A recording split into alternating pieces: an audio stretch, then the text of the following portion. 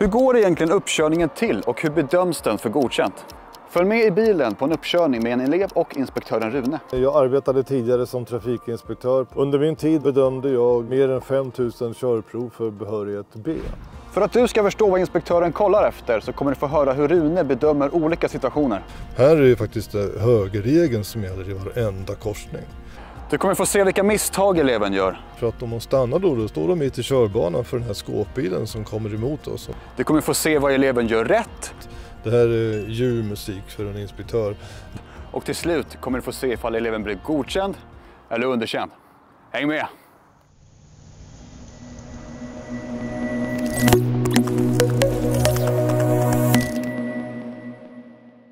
Okej, hej Louise. Hej! Hejsan. Tack detsamma. Rune heter jag och jag ska sitta med dig idag på ditt körprov. Jag kommer att förstås titta lite grann på hur du kör. Och jag kommer att gå igenom i detalj vad jag kommer att titta på under körningen. Jag kommer att berätta lite om hur jag kommer att dirigera dig i trafiken, alltså hur jag talar om vart du ska köra. Och ja, vi kan väl säga så här. Har du kört en sån här bil förut förresten? Eller någon ovan bilmodell för dig? Ja, vi kör mest Volvos. Ja. Okej. Ja, så det kanske känns lite annorlunda här. Och det är ju faktiskt okej. När man sätter sig i en ny bil så hittar man inte alltihopa med alla reglage och alltihopa och så. Men de vindtorkare och så saker, det är säkert detsamma ungefär som på Volvo du brukar köra. Men finns det någon osäkerhet där så skulle du faktiskt kunna fråga om en sån detalj också. Så skulle jag kunna hjälpa till. Ja, vi kan väl säga så här först då. Du kommer få köra ungefär mellan 25 och 35 minuter. Och när vi kommer tillbaka här sen då kommer jag tala om för dig direkt då hur det gick helt enkelt. Hur jag har bedömt din körning. Och när du kör så kommer jag att titta på, det är 4 olika områden. Det är fordonskännedom, manövrering. Och fordonskännedomen, det var ju en del av säkerhetskontrollen som du gjorde förut. Manövrering, det handlar om hur du hanterar bilen.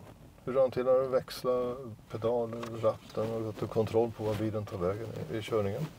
Jag tittar på att du har ett miljötänk och inte gör av med onödigt mycket bränsle när du kör. Regler, trafikregler, hur du förhåller dig till dem, att du kan reglerna helt enkelt och hur du vet att du rent praktiskt ska kunna följa dem i trafiken. Och så tittar jag på det som heter trafiksäkerhet och beteende. Och det här är kanske den bredaste delen i körningen. Det handlar om avsökningsrutiner, alltså hur du tittar. Att du vet var du ska titta, när du ska titta och att du visar varför du gör de här sakerna. Förutse bedöma står det här, det handlar om planering. Att tänka lite framåt och vad blir konsekvensen om jag gör så här? Vad blir konsekvensen då för oss och för andra trafikanter? Och så står det anpassa körning här. Och då kan det handla om hastighet, det kan handla om placering och då är det ju situationsbundet. Om du kommer och åker på vägen här framme exempelvis, ja, hur behöver du anpassa ditt sätt att köra utifrån hur trafiken ser ut idag? Så att det är de här sakerna som jag sitter och tittar på idag under körningen. Och här finns det ju en hel massa olika provpunkter och vi kommer ju aldrig hinna med att göra allt det här. Det går inte. Då skulle vi få hålla på kanske 1,5-2 timmar, men det ska vi inte göra. Utan det blir lite stickprov som det heter, slumpvis utvalda punkter. Och bara för min egen skull så kommer jag sitta och göra lite markeringar i det här protokollet när du kör. Och det har ingenting med din bedömningen av körningen att göra. Okay. Så sitt inte och fundera på om vad gjorde han ett kryss där? Det här var kanske bra eller var det dåligt? Utan släpp det. Jag gör det för min egen minne för att jag ska veta vad vi har gjort under körprovet. Ja, jag kommer som sagt att bedöma din körning och jag kommer titta på helheten av din körning. Så mindre misstag som då inte har någon direkt betydelse för trafiksäkerheten i det här och då, det får man göra så att säga. Så oroa dig inte för om du skulle känna att oj, det där var inte superbra, liksom släpp det och kör vidare. Okay. Det betyder inte att körningen är underkänd bara för det. Det är som sagt var helheten av din körning som bedöms. När du kör som sagt, då kommer jag att tala om vart jag vill att du ska köra. Jag kanske ber dig följa olika skyltar. Det kan vara mot E4 eller mot Märsta centrum, sjukhus eller liknande. Och det finns det ju alltid skyltar som talar om vart du ska köra. Jag kommer kanske be svänga vänster eller höger i korsningar. Ofta så brukar jag peka också med handen. Det gör jag rent reflexmässigt. Men också för att det är inte alla som är så bra på vänster och höger. Och särskilt i en sån här situation så kan man bli lite spänd och glömma bort och svänga åt fel håll exempelvis. Och sådär. Och om jag inte säger något särskilt vart du ska köra, då fortsätter du bara att planera för framåt. Glömmer du bort vad jag har sagt eller att du inte hör vad jag säger, missförstår du något sånt där, så fråga mig bara, så tar jag och berättar en gång till vart du ska köra. Ja, frågor på det så långt innan vi sticker ut i trafiken, eller känns det? Nej, det känns okej? Det känns okej. Bra.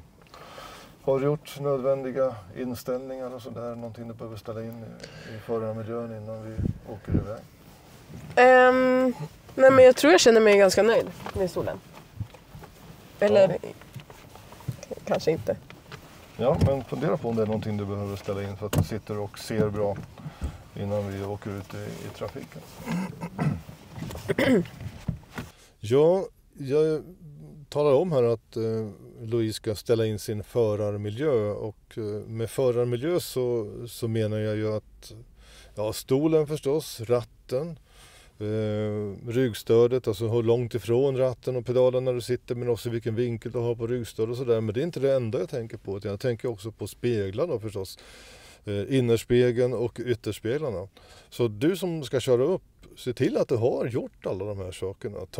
Ta någon minut extra och ställ in så att du sitter bra, så att du ser bra framåt, du ser bra bakåt, du ser bra i sidospeglarna och alltihopa. För det kommer du ha en stor nytta av under körningen. Om du inte gör det så kommer du upptäcka efter en stund att oj, jag ser ju bara gatan i backspegeln eller i taket i innerspegeln. Va? Så att det blir en väldig nackdel för dig sen under körprovet om du inte har gjort en ordentlig inställning av din förarmiljö.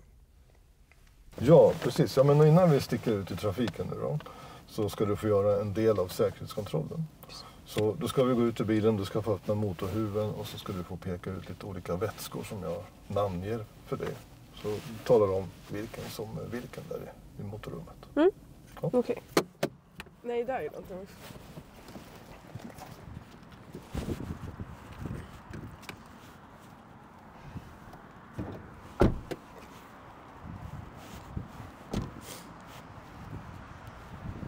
Sådär ja, så kan du öppna motorhuven och det finns en liten spärr där under som du ska lyfta eller trycka på för att öppna den.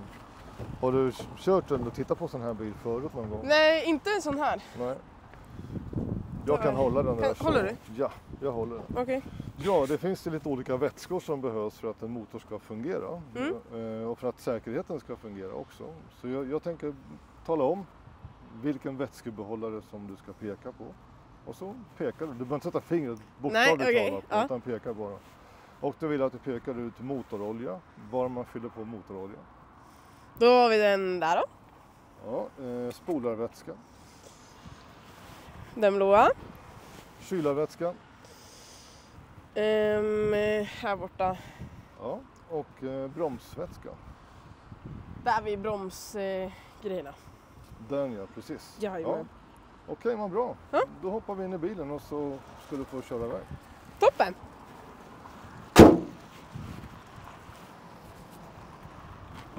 Tjena, lite info här innan Louise kör upp. Är du osäker på om du kommer klara uppkörningen? Riskera då inte bli underkänd utan boka in en sista lektion i Trafiko-appen för att se hur du ligger till. Bokar en körlektion med Trafiko i appen så kommer våra körlärare och hämtar upp dig på den plats du har valt. Och i appen finns även all teori du behöver för att klara teoriprovet. Så riskera inte, ladda ner appen idag och kom igång direkt. Ja, sådär. Då har jag gjort säkerhetskontrollen också. Yes. Då tar vi och sticker ut i trafiken. Så kan du starta bilen och så åker vi en sväng. Bra!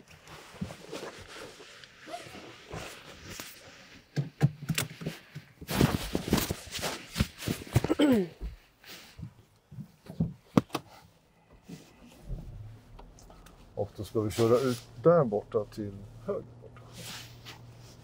Ska jag ställa in mina speglar lite också.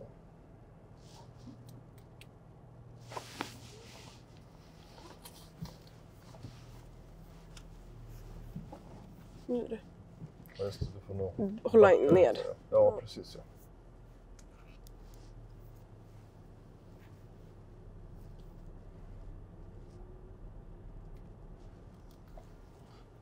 Medan vi kör lite sakta ut från parkeringen här så ska jag bara ställa en fråga till dig hur du vill ha det när du kör. Tycker du om att sitta och småprata när du kör eller vill du ha det tyst och lugnt och sådär? Det är du som bestämmer det.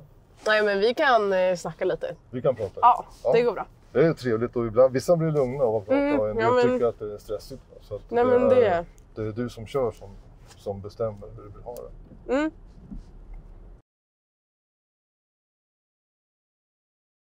Men vi kan snacka lite. Då ska du köra ut från parkeringen och sen direkt till höger.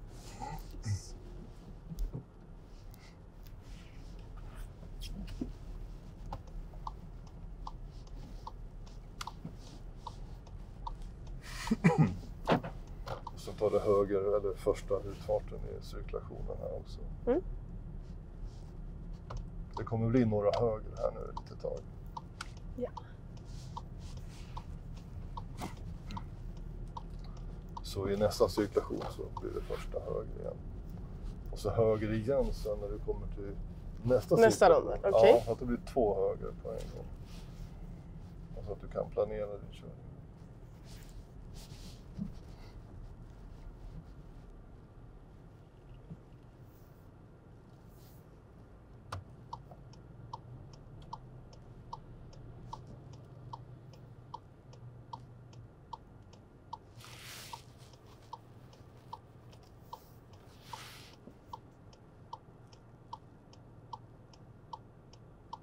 Ja, det här är ju första cirkulationsplatsen som vi kommer till som har lite trafik och det är rätt så mycket trafik faktiskt. Och Louise gör det här riktigt bra. För det kommer trafik och i ett ögonblick så tror jag att hon tänker köra men hon gör en ny bedömning och tänker att nej, det här funkar inte, jag måste vänta lite grann. Dessutom, jag vet inte om ni kan se det på filmen här men det dyker upp en skåpbil precis till vänster om oss. Och den skymmer ju sikten och det gör Louise väldigt bra att hon väntar ut skåpbilen för att se om det verkligen är så att det inte kommer någon bakom då innan hon kör. Så att hon inte kör i blindo. Så det här gjorde hon riktigt bra. Det gjorde ett väldigt bra intryck på mig.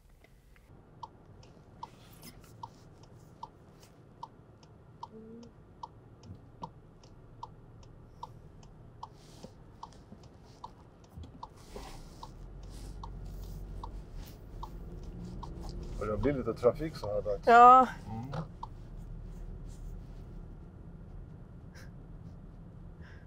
Och så höger igen. Ja, precis. Yes. Eller första utfarten, hur man vill säga det. Ja. Det är lite olika. Bara vi kommer åt rätt håll och förstår varandra. Ja, exakt. Spelar ingen roll egentligen.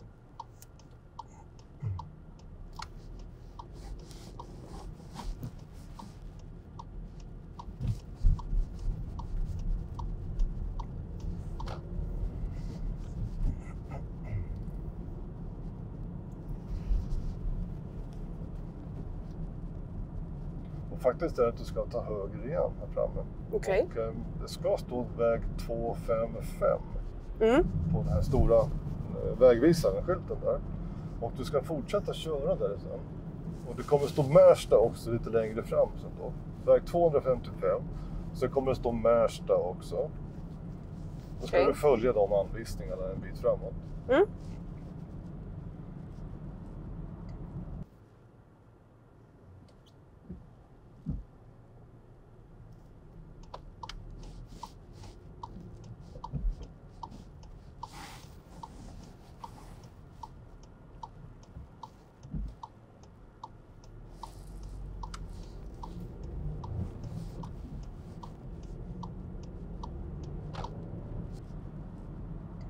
Ja, nu är vi då på väg mot väg 255, Märsta.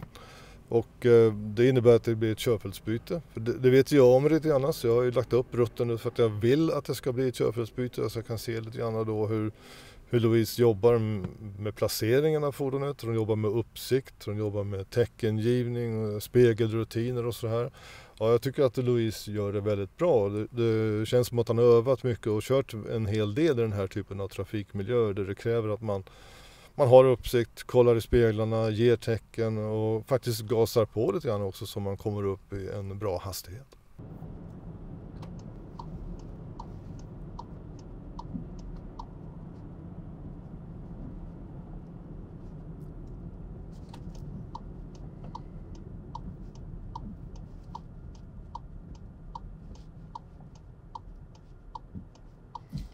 Som sagt var, det börjar bli lite trafik så här dags.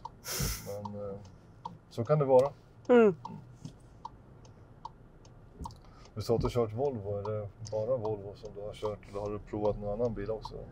Nej men det är faktiskt typ bara Volvos. Ja. Det är de vi har hemma. Jag förstår. Så att det är de jag aldrig kört med. Och så. Men det funkar ju bra det med. Ja, eller har gjort det i alla fall. Ja. Volvo Hittills. är väl en trevlig bil att köra, Ja. eller? Ja, det tycker jag. De säger att man sitter säkert i en sån i alla fall. Så det är ju bra. Jag tror vi sitter tryggt i en sån här bil. Ja, jag tror det är ingen fara. nej, det tror jag med. En sån här sträcka, när det egentligen inte händer någonting, så kanske många slappnar av lite bakom ratten och egentligen sitter bara och stirrar rakt fram. Jag säger inte att Louise gör det här nu, utan Louise gör faktiskt bra. Hon gör precis det inspektören vill se. Hon jobbar aktivt med blicken. Hon sitter inte bara och stirrar rakt fram, utan hon kikar i spegeln också. Hon är en aktiv förare, som även på den här så kallade transportsträckan.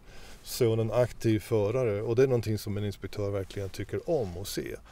Så nyttja den här tiden när du bara inom situationstecken åker rakt fram på en landsväg till att faktiskt vara nyfiken på vad som händer bakom bilen och se dig för och rör lite på huvudet om det skulle behövas också för den delen.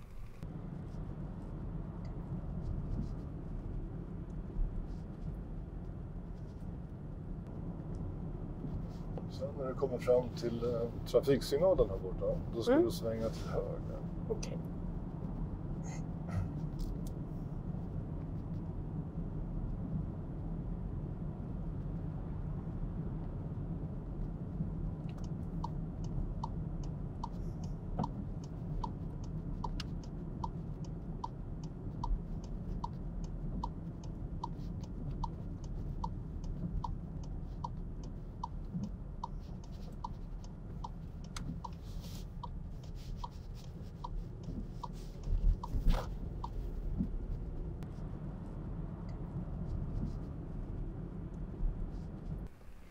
Ja, då kommer vi in i ett villaområde, man kan kalla det för en genomfartsgata. Och i en sån här trafikmiljö så är det ju lätt att luras.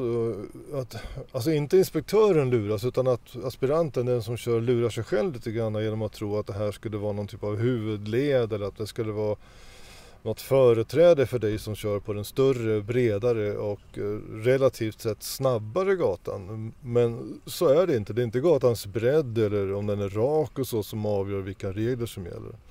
Här är det faktiskt högerregeln som gäller i varenda korsning. Och jag skulle ju önska som inspektör att du som kör upp på Louise specifikt i det här fallet visar lite bättre förståelse för att det här är högerregeln. Och har lite beredskap, kanske släpper gasen, sätter foten på bromsen och jobbar lite mer med blicken och så vidare för att visa mig då som inspektör att hon har koll på att det är högerregeln som gäller.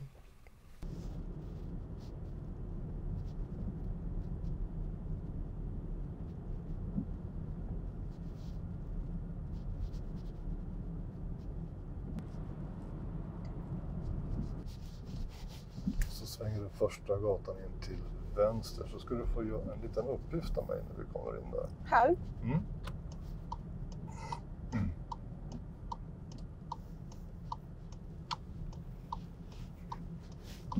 Så du kan ta och stanna till här ute med Här? kanten bara, så ska jag berätta vad du ska få göra.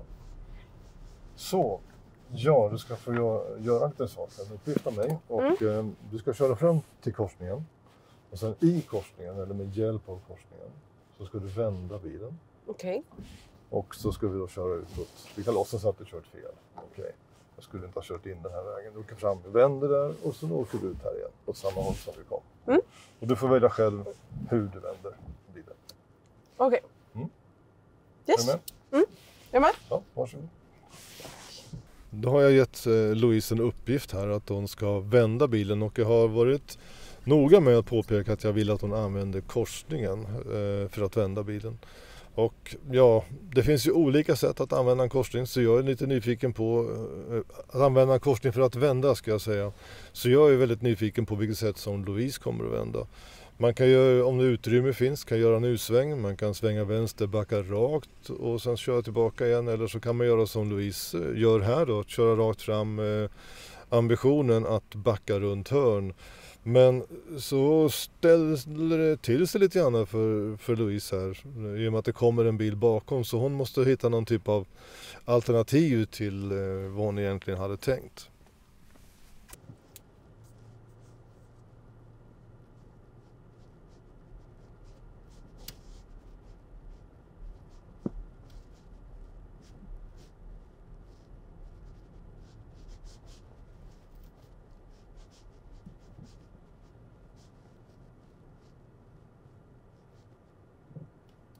Nu kommer den så.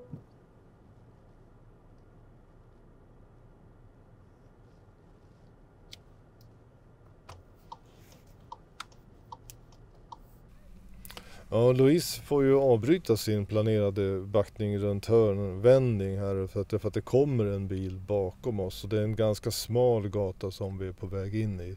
Så det finns inte direkt mycket plats för den bilen att köra om. Så Louise hittar någon annan lösning här för att dels släppa förbi bilen, så kör hon upp lite grann på någon annans uppfart där. Och ja, hon kanske måste göra det i det här fallet. Det skulle kanske kunna gå och fortsätta gatan längre fram. Det finns säkert en vändplats där borta som hon kan använda. Men i en provsituation så här så är det inte alltid lätt att fatta 100% rätt beslut i ett sånt här läge.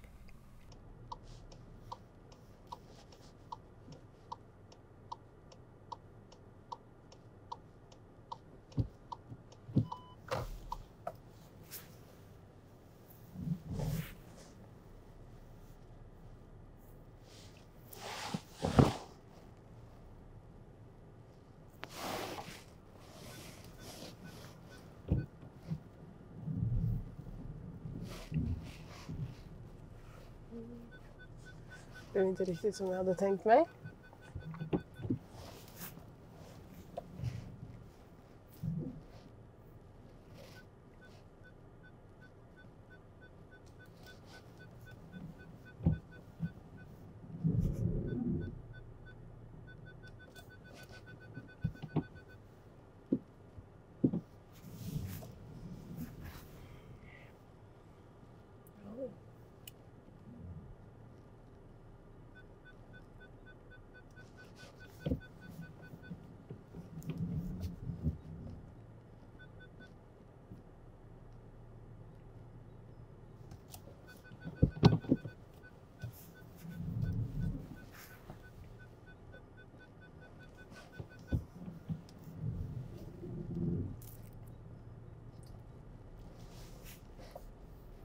Så, bra.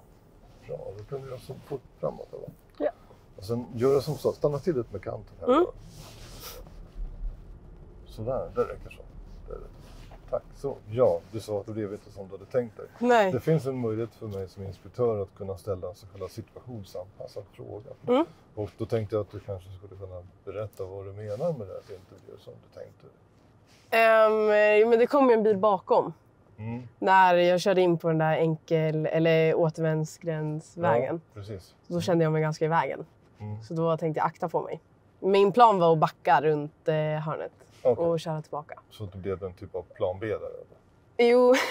Ja, precis. Ja, men okej. Ja, exakt. Ja. Så det var en liten meck. Ja, jag förstår. Ja, men bra. Då vet jag hur du tänker. Mm. Bra. Tack så mycket för det. Då får du fortsätta köra, sen tar det hög. Ja. Mm. Ja, det rör ju till sig lite grann där för Louise, för hennes vändning då. Att hon får hålla på och trixa fram och tillbaka med bilen då för att överhuvudtaget komma runt på den här smala platsen.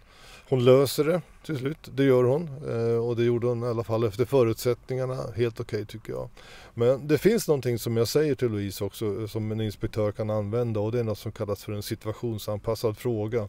Det är inte direkt vanligt tror jag att inspektören använder det, men när tillfället dyker upp så är det en väldigt bra sak för att få veta lite hur aspiranten tänkte just där och då. För jag sitter ju förstås och funderar på varför gjorde hon så här nu då? Varför kunde hon inte lösa det här på ett annat, lite smidigare sätt? Men Louise får chansen att berätta. Jag kan säga också att situationsanpassad fråga, det är inte en fråga där man egentligen avgör rätt och fel, utan det handlar mer om att få en förståelse för hur aspiranten tänker. Det är inte heller en teorifråga där man ställer en fråga, vilken hastighet är det här och hur tänkte du på det här med hastigheten, vilken regel är det som gäller?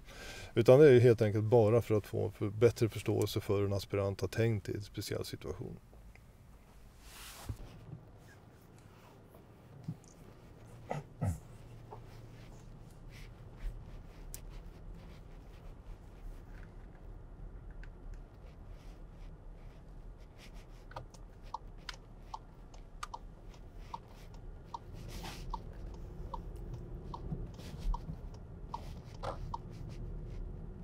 Sen kör du fram till korsningen och så tar du höger igen där.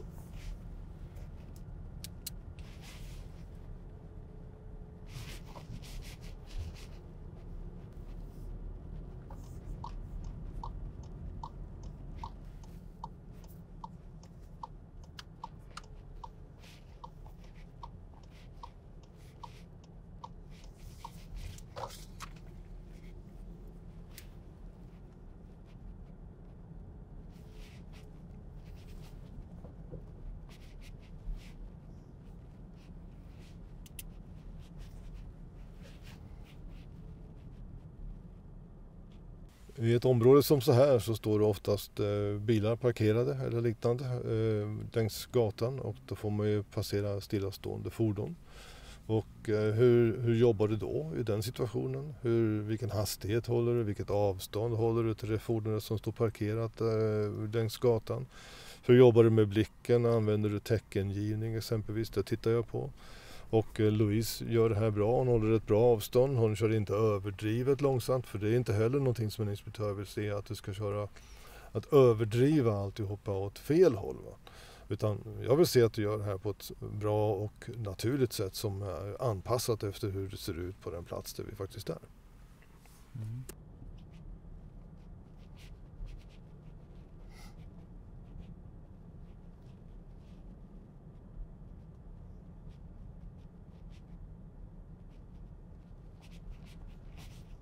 När du kommer till cirkulationen då går du vänster, alltså tredje utfarten.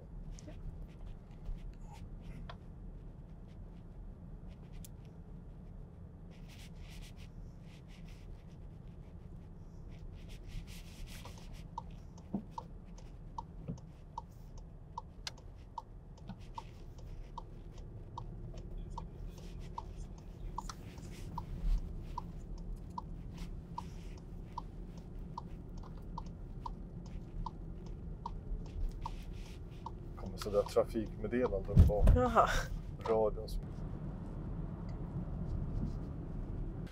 Ja, jag pratade förut på såna här så kallade transportsträckor att vad inspektören tittar på. Men det finns ju mer som inspektörer tittar på när man kommer in på såna här vägar. Och det handlar ju om miljö helt enkelt. Hur du jobbar med växellåda, växelval, koppling och såna här saker. Du ska inte ligga och köra på samma växel hela tiden, låg växel. Du ska försöka komma upp i hastighet och använda växellådan på ett bra sätt som är bra för trafiksäkerheten, men också för miljön. Ett tag under körningen, det här är lite i början, så upptäckte jag nog att Louise är van att köra en bil med 5 växlar. Hon hade till exempel glömt bort, tror jag, att titta på att det fanns 6 växlar på den här bilen. Men det upptäckte hon efter ett tag och började använda den 6:e växeln också. Sen när det är accelerationsfasen då, så är det ju många som tänker att jag måste snabbt upp i höga växlar, utan att tänka på att höga växlar i sig är ju inte ett bra mål, utan du måste ju kunna använda växellådan på ett bra sätt. För om du hoppar på för höga växlar på en gång, då får du inte så här superbra miljökörning, och du får framförallt ingen bra trafiksäkerhet.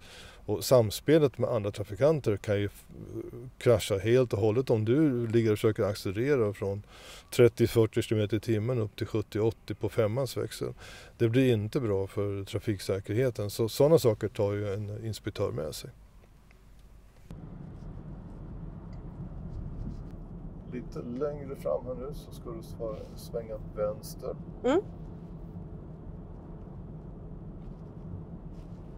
Framme där till vänster. Det står centrum. Ja.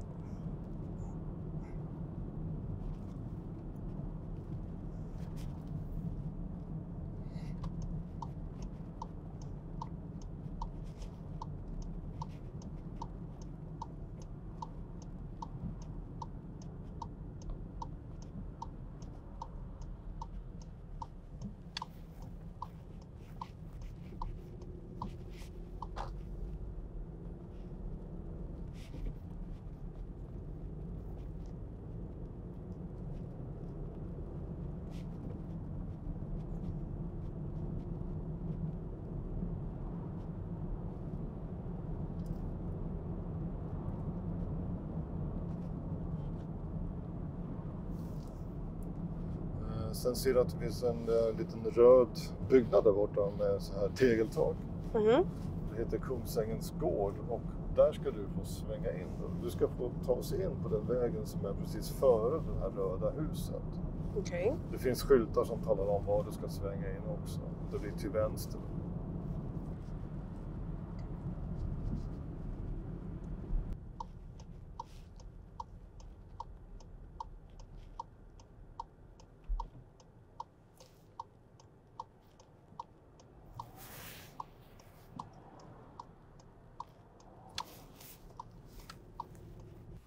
Ja, då är vi framme vid något som heter Kungsängens gård där Louise ska svänga vänster in från den här landsvägsliknande vägen. Och initialt så tycker jag att hon gör det bra. Hon har koll på att det är ingen trafik bakom. Hon lägger sig stilla och väntar, men så tappar hon tålamodet. Och jag reagerar i situationen här med ett litet oj. För jag blir lite överraskad över att de faktiskt kör där. Vi har en cyklist och en gående som är precis på väg ut på övergångsstället och cykelöverfarten. Och det hon måste göra då för att ha god marginal till dem, det är att dels köra på fel sida av vägen, alltså lite över på vänster sida. Och hon kan inte heller stanna för dem, därför att om hon stannar då står de mitt i körbanan för den här skåpbilen som kommer emot oss, som ska i motsatt riktning. Så här blir jag lite överraskad faktiskt på hur Louise beter sig. Men jag fortsätter och ger henne en ny uppgift lite längre fram. Hon ska få göra en backning här och jag tar med mig den här situationen i min bedömning av hennes körning.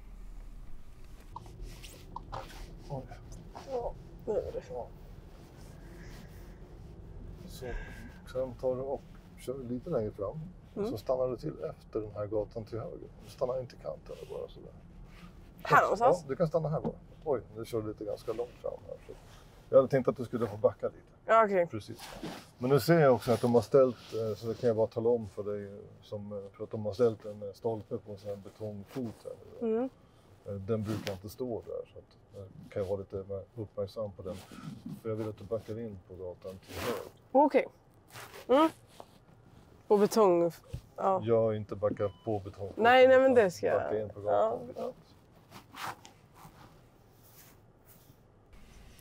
Ja, då får Louise en ny uppgift av mig här och då ska hon backa runt hörn.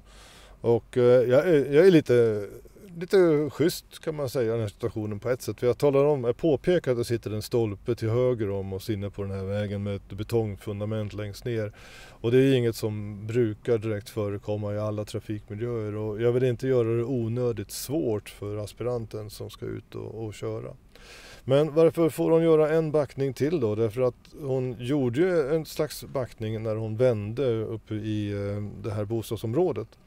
Jo, det beror på att backningsmomentet på ett körprov ska alltid innehålla en sträcka med rak backning. Antingen före eller efter man har svängt in på en backningssträcka så att säga. Och det fick jag ju inte se då när vi var uppe och Louise backade genom att saxa sig runt på den här smala gatan.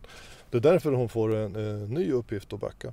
Och backningen här, det sköter hon ju riktigt bra. Hon har bra koll på bilen, hon har bra koll på uppsikten, både bakåt, åt sidorna och på alla håll och kanter. Så att det här med backa, det kan hon.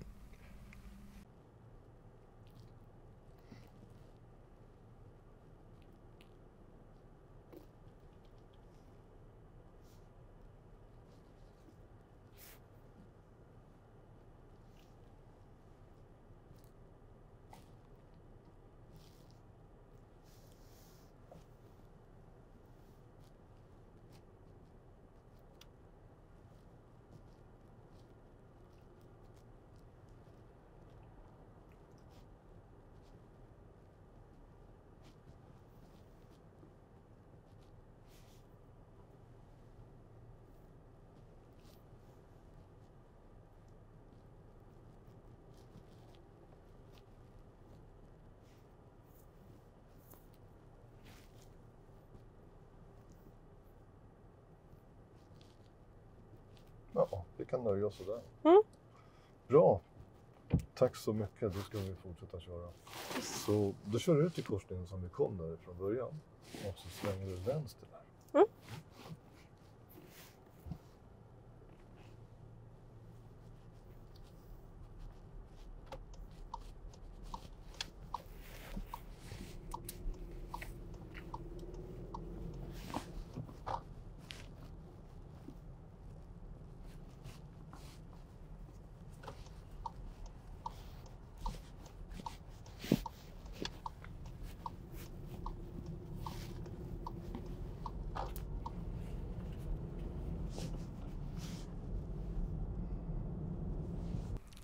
Så där, då är vi ute på den här landsvägsliknande sträckan igen då efter att ha varit inne vid Kungsängens gård. Och det här är skönt faktiskt för en inspektör när hon kommer ut och hon accelererar ordentligt, använder växellådan, kommer upp i fart på ett bra sätt. Det här är ljuv musik för en inspektör. När trafiken tillåter så se till att komma upp i hastighet på en gång. Alltså överdriv inte åt ena eller andra hållet, men var inte rädd för att accelerera. För det är det som växellådan och bilen är gjord för. Ta upp i hastighet och när du kommer upp i rätt hastighet, välj rätt växel och fortsätt framåt.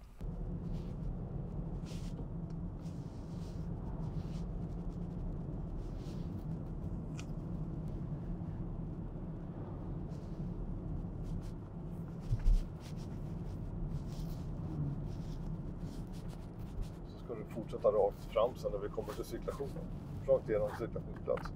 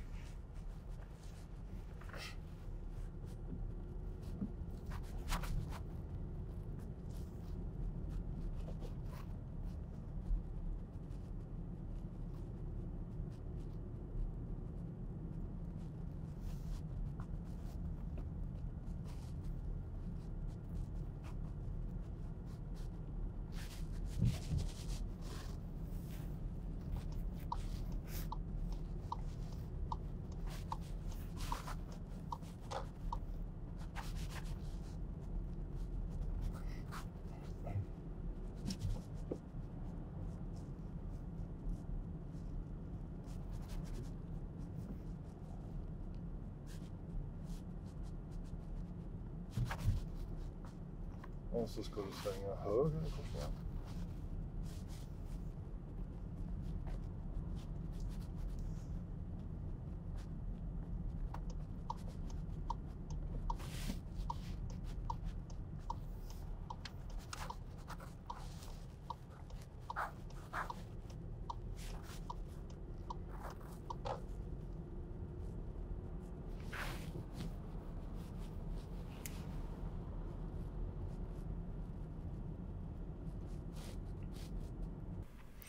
Ja, det kommer vi in i ett industriområde här med lite fler korsningar och som jag nämnde tidigare i det här villaområdet så kunde Louise haft lite bättre uppsikt och beredskap i korsningar med högerregeln.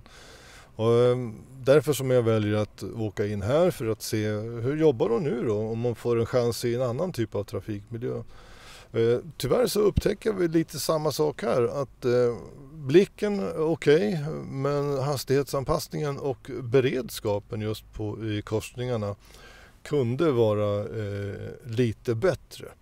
För att när man kommer fram till en korsning här så är inte sikten så här supergod. Va? Det är inte det, utan kommer det någon trafik där och de vet om att det är du som har väjningsplikt, ja då är det för dig att vara beredd på att stanna och det kan du inte vara om du inte har foten på bromsen.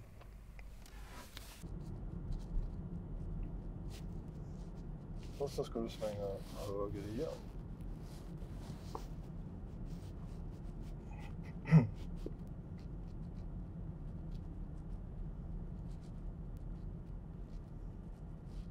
Här? Mm. Det får jag inte.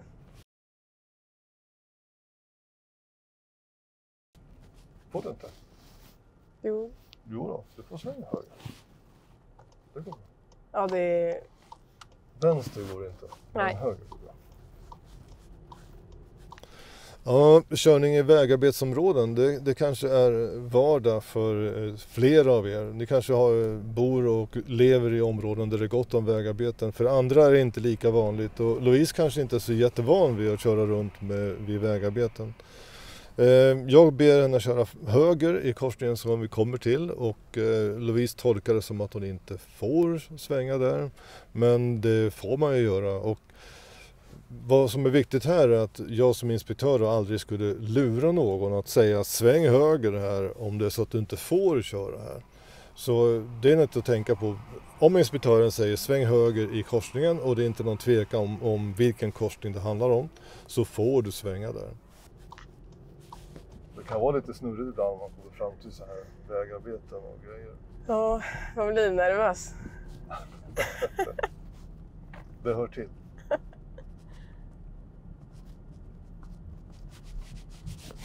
Det är mycket vägarbeten och så här i Uppsala nu. Kör du mycket i Uppsala annars? Ja, mest bussen faktiskt. Okej. Då ska du svänga höger igen. Mm.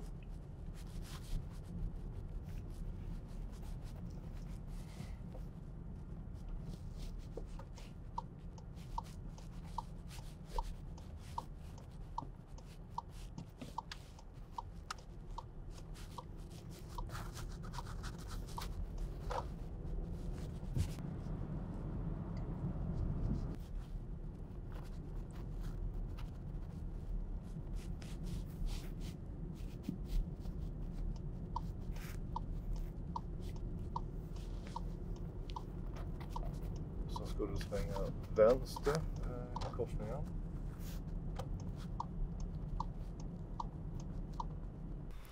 Efter den här cirkulationsplatsen då eller i samband med att vi kommer ut ur den så ger jag Louise uppgift att hon ska svänga vänster i korsningen vi kommer till. Och här kan jag tycka att kanske Louise är lite tidig med att välja placering. Därför att om man tittar, om ni ser det här kan jag inte säga riktigt om ni ser det på filmen. Men man tittar på vägvisarna som sitter ovanför körbanan så är det 2 körfält som går till vänster. Och då hade ju Louise lika gärna kunnat ligga kvar i det högra körfältet.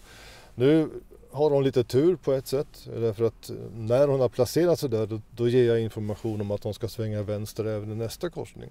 Men det var ju lite tursamt på ett sätt att hon hamnade i rätt körfält. Men när du får instruktioner då om att du ska svänga någonstans, ha lite is i magen då först och titta på hur det ser ut. Hur många körfält är det? Vad finns det för vägmarkeringar? Finns det några skyltar som talar om vilket körfält som jag ska ligga i? För alla de här sakerna som du gör under ett körprov, det gör jag som inspektör. Det tar jag med mig som inspektör och behandlar så att säga, bearbetar under körningen. Och det kommer ligga till grund för sen det resultat vi får efter körningen är klar. Och för att du ska veta var du ska ta vägen då, så ska jag säga nu på en gång att du ska svänga vänster igen när vi kommer till nästa korsning. Mm. Ja, vad gör du när du inte kör bil då? Är det skola som gäller? Jajamän. Ja. Gymnasiet sista året. Trivs du bra med skollivet? Mm. Jag tycker det är trevligt. Mm. Annars är jag lite innebandy och umgås med kompisar. Lite sportintresserad också? Ja, kanske. Mm. Lite. Sen blir det någonting annat så efter gymnasiet? Har du bestämt det redan innan? Eller? Vi får se vad det blir nu i hösten då. Ja. Eller nu direkt efter. Men planen är att vara kvar hemma hos mamma och pappa nu direkt. Ja. Fortsätta lira lite innebandy och jobba, tjäna pengar. Ja, det blir inget plugg nu direkt i alla fall. Känner mig lite... Kan man sköta ett break kanske? Jo, men testa något nytt. Jag förstår. Lite så. Men sen efter när hösten är klar så vet jag inte vad som händer eller vad tanken är. Men det tar väl lite då. Ja, precis. Ja, som du minns här då, så gav jag ju uppgift i att hon skulle svänga vänster igen sen i nästa korsning. Och här ser vi att det upprepar sig lite grann det här med placeringen i körfälten. För även här är det 2 stycken körfält som går till vänster. Och man kan ju tycka på ett sätt då att nu är det ju smart av Louise att välja det här inre körfältet, för då kan de passera alla som står och väntar i det högra körfältet. Men samtidigt så blir den här placeringen lite till ett problem för henne sen när de kommer runt här vänster. Det visar sig att det hade kanske varit bättre att ligga i det högra körfältet. Och grundregeln är ju att du ska hålla dig till höger i det högra körfältet, om det inte är så att vänster körfält i det här fallet är bättre och lämpligare för den väg som du ska längre fram. Men som sagt var, här blir det lite problem och det blir lite stökigt och stånkigt för Louise att lyckas ta sig in i det här körfältet sen tack vare just hennes körfältsval. Det kan vara skönt att göra det också. Om man kan. Ja, exakt.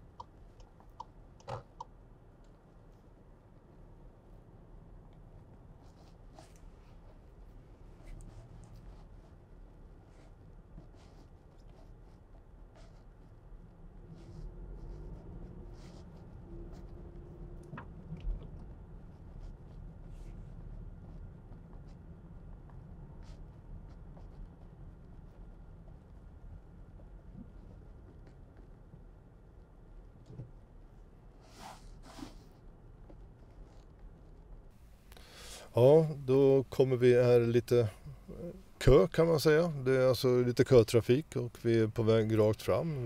Vi kommer att passera genom ett par cirkulationsplatser. Och jag som inspektör tittar på ett flertal olika saker här.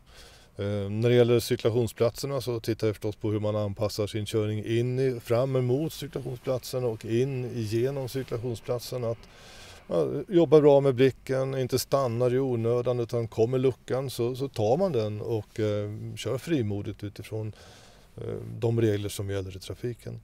Jag tittar förstås också på avstånd till framförvarande fordon, att man inte ligger för nära, inte kryper upp i baken eller tvärtom, då måste hålla ett ofantligt avstånd till framförvarande bil.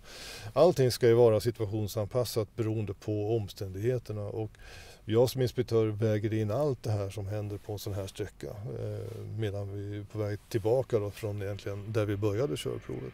Jag tittar också på växelval.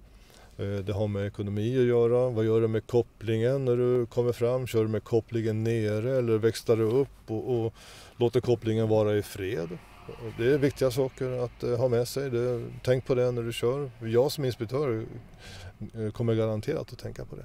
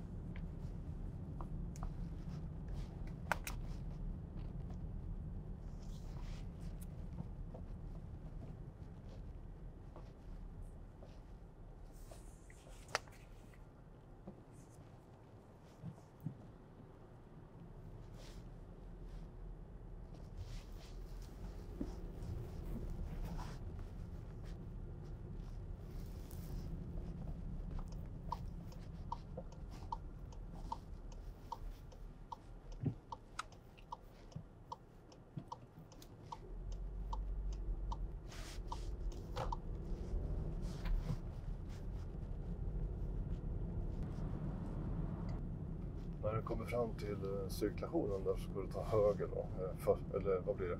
Första utfarten, till höger.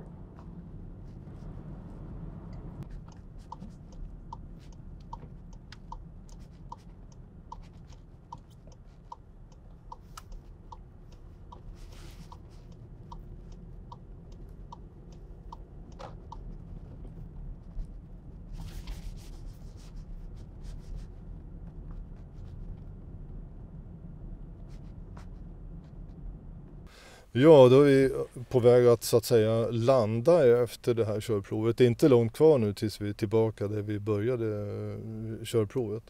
Och den här sista sträckan, ja under hela körningen förvisso, men särskilt just under den sista sträckan då när man är på väg tillbaka och ska delge resultatet, så sitter jag och funderar på vad vi har gjort och vad Louise har varit med om, vad hon har visat mig under körningen, alltså vilken typ av trafik vi har gjort. Alla bra saker, hur hon har handlat, hur jobbat med cyklisten. Vi passerade ganska nyligen här i cirkulationsplatsen och hade bra hänsyn till den. Hur hon jobbar med växelval, acceleration, hur hon jobbar med placeringar, uppsikten i cirkulationsplatser exempelvis, sådana här saker som hon gör riktigt bra.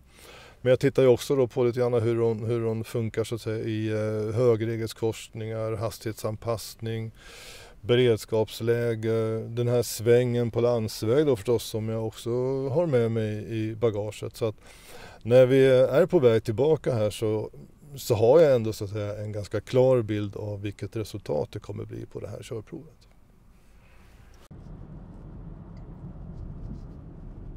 Fortsätt bara rakt fram, rakt genom cirkulationen. Ja. Men jag vill ju gärna jobba vardagar på dagen. Och inte jobba så mycket helger och kvällar. Men det kan ju bli ganska svårt. Som första jobb. Ja, så kan det vara. Man kanske får vara lite flexibel. Ja, exakt. Ja, men så jag kan göra det. Ja, leva på lite mer som vanligt resten av tiden. Hade man ju kunnat önskat, men man kan inte få allt. Kanske får det också. Här i världen. Jag skulle ta vänster i cirkulationen, tredje utfarten här. Ja. Så är vi snart tillbaka där vi började.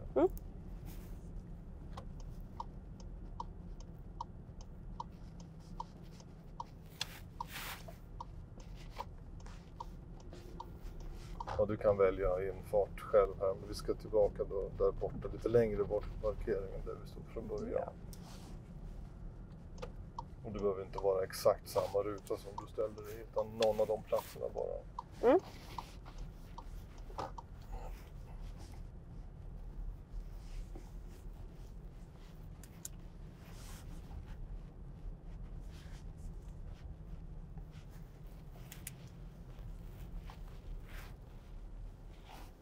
Nu blir det så. Titta, jag tror du valde exakt samma plats. Jag tror också jag gjorde det. Sådär, tack så mycket. Då kan du stänga av motorn och så kan du ge nyckeln till mig. Tack så mycket. Varsågod. Ja, och tyvärr då Louise, så är det åtminstone en sak som gör väldigt stort avgörande för resultatet, och din körning kommer inte bli godkänd idag. Och jag ser på dig att jag är nästan säker på att du vet vad det är som jag syftar på egentligen. Det finns några saker till som jag vill skicka med dig.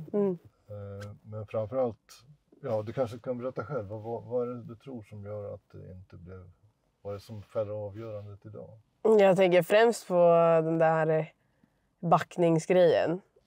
Men också om det här med fråga om trafikskyltarna, om jag får svänga eller inte. Okej, du tänker så? Ja, den tänker jag på. Ja, också. Det hade inte varit den största saken för mig. Nej. Inte backningssaken heller, för det var ju en omständighet. Jag frågade dig och jag fick veta hur du tänker. Utan istället när du ska svänga in det här mot Kungsängens gård, som jag sa, den här svängen från landsväg. Just det, när de kom där. Ja, här ställer du faktiskt till det för oss alla fyra egentligen. Den som joggar, den som cyklar, fordonet som är på väg emot oss och oss själva. Det var tomt bakom, du stod länge och hade tålamod. Och så väntar du och sen tappar du tålamodet eller någonting. Och så kör du i sämsta läge egentligen. Så jag är nästan säker på att det här fordonet som är på väg emot oss måste bromsa in lite grann, släppa gasen eller någonting för att du kör med onödigt liten marginal. Och så blir det väldigt onödig marginal också för de som går och cyklar över övergångsstället, cykelöverfarten där. Så att de är ju ute på cykelöverfarten när du passerar. Och vad gäller i den situationen när du någon som ska ut eller precis på väg ut över ett övergångsställe?